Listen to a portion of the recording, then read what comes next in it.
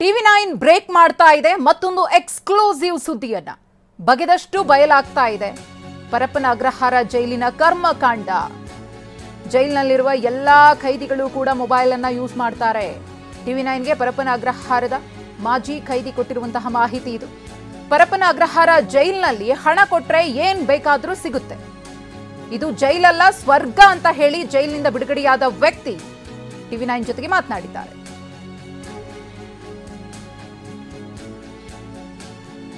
ಇನ್ನು ನಮ್ಮ ಪ್ರತಿನಿಧಿ ಪ್ರದೀಪ ಪರಪ್ಪನ ಅಗ್ರಹಾರ ಜೈಲಿನಿಂದ ಬಿಡುಗಡೆಯಾಗಿರುವಂತಹ ಮಾಜಿ ಖೈದಿಯ ಜೊತೆಗೆ ಮಾತುಕತೆಯನ್ನು ನಡೆಸಿದ್ದಾರೆ ನೋಡೋಣ ಕೊಲೆ ಕೇಸ್ನಲ್ಲಿ ಜೈಲು ಸೇರಿರುವಂತಹ ನಟ ದರ್ಶನ್ಗೆ ಪರಪ್ಪನ ಅಗ್ರಹಾರ ಜೈಲಿನಲ್ಲಿ ರಾಜಾತಿಥ್ಯ ಸಿಗ್ತಿದೆ ಅನ್ನೋದು ಈಗ ದೊಡ್ಡ ಚರ್ಚೆಗೆ ಗ್ರಾಸವಾಗಿರುವಂಥದ್ದು ಇನ್ನು ಇದೇ ಜೈಲಿನಲ್ಲಿ ಇದ್ದಂತಹ ಕೈದಿಯೊಬ್ಬರು ಅಂದರೆ ವಿಚಾರಣಾಧೀನ ಕೈದಿಯೊಬ್ಬರು ಜೈಲಿನ ಅವ್ಯವಸ್ಥೆಯ ಕುರಿತು ಮಾತಾಡಲಿಕ್ಕೆ ನಮ್ಮ ಜೊತೆ ಇರುವಂಥದ್ದು ಸರ್ ಮೊದಲನೇದಾಗಿ ಜೈಲಿನ ವ್ಯವಸ್ಥೆ ಹೇಗಿತ್ತು ಸರ್ ನಾನು ಜೈಲಿನಲ್ಲಿ 1.5 ತಿಂಗಳಿದ್ದೆ ಹೊರಗಡೆ ನಮ್ಗೆ ಏನು ಸಿಗತ್ತೆ ಅನ್ನೋದು ನಾವು ಒಳಗಡೆ ಏನು ಸಿಗಲ್ಲ ಅನ್ನೋದು ನನ್ನ ಪ್ರಶ್ನೆ ಹೊರಗಡೆ ನಮಗೆ ನೋಡಿ ಅಧಿಕಾರಿಗಳು ತುಂಬ ಕಷ್ಟಪಟ್ಟು ಒಬ್ಬ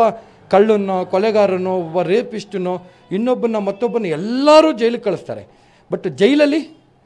ಅಲ್ಲಿ ಎಲ್ಲ ಸಿಗ್ತಾ ಇದೆ ಅವನಿಗೆ ಏನೂ ಪರಿವರ್ತನೆ ಆಗಲ್ಲ ಅಂದರೆ ಅವನು ಒಳಗಡೆ ಇದ್ದು ಅವನು ಹೊರಗಡೆ ಬಂದು ಇನ್ನೂ ಕೃತ್ಯಗಳನ್ನ ಜಾಸ್ತಿ ಮಾಡ್ತಾರೆ ಅದರಿಂದ ನಾನು ಹೇಳೋದು ಜೈಲು ಒಳಗಡೆ ಮೊದಲು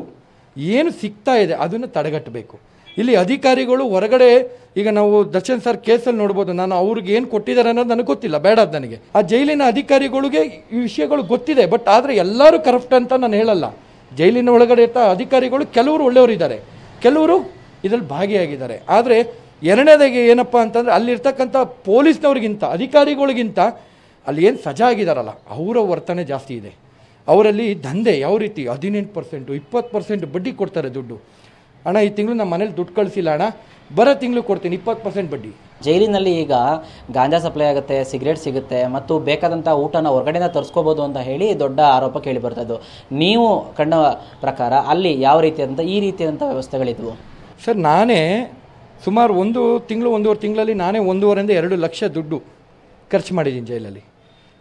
ಆಹಾರವನ್ನು ಹೊರಗಡೆಯಿಂದ ತರಿಸ್ಕೊಂಡಿದ್ದೀನಿ ನಾನು ಏನೇನು ರೇಷನ್ ತರಿಸಿದ್ದೀನಿ ಅಕ್ಕಿ ತರಿಸಿದ್ದೀನಿ ಬೇಳೆ ತರಿಸಿದ್ದೀನಿ ಒಳಗಡೆ ಮಾಡೋದಕ್ಕೆ ಅಂದರೆ ಪೊಲೀಸರು ಗೊತ್ತಿಲ್ಲಂಗೆ ಮಾಡ್ಕೋಬೇಕು ನಾವು ಅಡುಗೆನ ಗೊತ್ತಾದರೆ ಬಿಡಲ್ಲ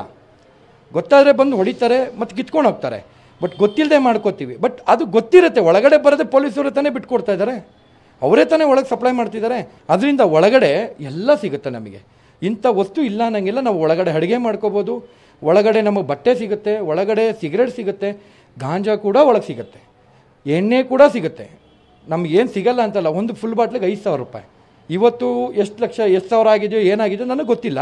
ಬಟ್ ಅವತ್ತಿಂದು ನಾನು ವಿಚಾರ ಹೇಳ್ತಾ ಇರೋದು ನಾನಿಲ್ಲಿ ಯಾರಿಗೋ ನಾನು ಪ್ರಚಾರಕ್ಕೋ ಇನ್ನೊಂದಕ್ಕೋ ಅಲ್ಲ ಸ್ವಾಮಿ ನಾನು ಹೋಗಿದ್ದು ಸತ್ಯ ಜೈಲೊಳಗಡೆ ಇದು ನಾನು ಎಲ್ಲಿ ಬೇಕಾದ್ರೂ ಹೇಳಬಲ್ಲೆ ಬಟ್ ಆದರೆ ಸತ್ಯಾಂಶಗಳು ನಡೆದಿರೋದು ನಾನು ಜನದ ಮುಂದೆ ಇಡಬೇಕು ನಾನು ಅಧಿಕಾರಿಗಳು ಹೊರಗಡೆ ಏನು ಕೆಲಸ ಮಾಡ್ತಾರೋ ಒಳಗಡೆ ಇರ್ತಕ್ಕಂಥ ಅಧಿಕಾರಿಗಳು ಅದೇ ರೀತಿ ಕೆಲಸ ಮಾಡಿದ್ರೆ ಅಲ್ಲಿರ್ತಕ್ಕಂಥ ಒಬ್ಬ ಕೈದಿ ಯಾರೇ ಆಗಿರಲಿ ಅವ್ರು ಎಂಥ ಪರಿಸ್ಥಿತಿಲಿದ್ರು ಅವ್ರ ಮನ ಪರಿವರ್ತನೆ ಆಗಬೇಕು ಆಮೇಲೆ ಹಣವನ್ನು ನಾನು ಹೊರಗಡೆ ನನ್ನ ನೋಡೋದಕ್ಕೆ ಯಾರು ಬರ್ತಿದ್ರಲ್ಲ ಅವ್ರ ಕಡೆಯಿಂದ ನಾನು ಹಣ ತೊಗೋತಿದ್ದೆ ಯಾರು ನನ್ನ ನೋಡೋಕೆ ಬರ್ತಿದ್ರು ಅವ್ರ ಕಡೆಯಲ್ಲಿ ನಾನು ರೇಷನ್ ತರಿಸ್ಕೋತಿದ್ದೆ ಬಟ್ ಸಿಗರೇಟ್ ಏನು ಹೊರಗಡೆ ಅಂತ ನಾನು ತರಿಸ್ತಿರ್ಲಿಲ್ಲ ಯಾಕೆಂದ್ರೆ ಒಳಗೆ ಸಿಗ್ತಾ ಇತ್ತು ಬಟ್ ಡ್ರಿಂಕ್ಸ್ ಮಾತ್ರ 2 ಸತಿ ನಾನು ಯಾರು ನನ್ನ ಜೊತೆಲಿ ಒಬ್ಬ ಸ್ನೇಹಿತ ಪರಿಚಯ ಮಾಡಿಕೊಟ್ನಲ್ಲ ಅವನು ದುಡ್ಡು ಕೊಟ್ಟೆ ನಾನು ಅವರು ಅವ್ರ ಕೈಲಿ ತರಿಸ್ಕೊಂಡು ಜೈಲಲ್ಲೇ ಕೂಡ ಡ್ರಿಂಕ್ಸ್ ಮಾಡಿದ್ರು ಇದು ನಾನು ಕಣ್ಣಲ್ಲಿ ನೋಡಿದಂಥದ್ದು ಸರ್ ಇದು ಕೆಲವು ಅಂದರೆ ಹೊರಗಡೆಯಿಂದ ಪೊಲೀಸ್ ಅಧಿಕಾರಿಗಳು ರೇಡ್ ಮಾಡುವಂಥದ್ದು ಆ ಥರದ್ದು ಇತ್ತ ಸರ್ ಅವಾಗ ಚೆಕ್ಕಿಂಗ್ ಬರ್ತಾರೆ ಅಲ್ಲಿ ಏನು ಜೈಲಿನ ಅಧಿಕಾರಿಗಳು ಇರ್ತಾರೆ ಅವ್ರು ಚೆಕ್ ಮಾಡ್ತಾರೆ ಆ ಚೆಕ್ ಮಾಡಿದಾಗ ಏನು ಮಾಡ್ತಾರೆ ಅಂತಂದರೆ ಈ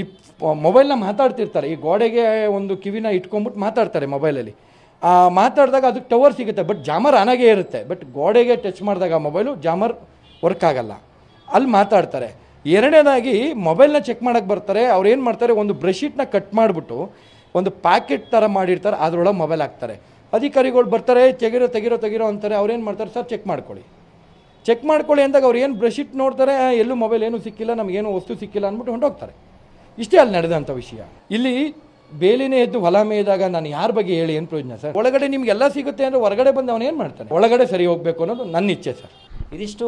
ಜೈಲಿನಲ್ಲಿ ಸುಮಾರು 1.5 ತಿಂಗಳು ಇದ್ದಂತಹ ವಿಚಾರಣಾ ಕೈದಿಯವರ ಒಬ್ಬರ ಮಾತಾಗಿರುವಂಥದ್ದು ಕ್ಯಾಮ್ರಾಮನ್ ಅಶೋಕ್ ಜೊತೆ ಪ್ರದೀಪ್ ಚಿಕಾಟಿ TV9 ಬೆಂಗಳೂರು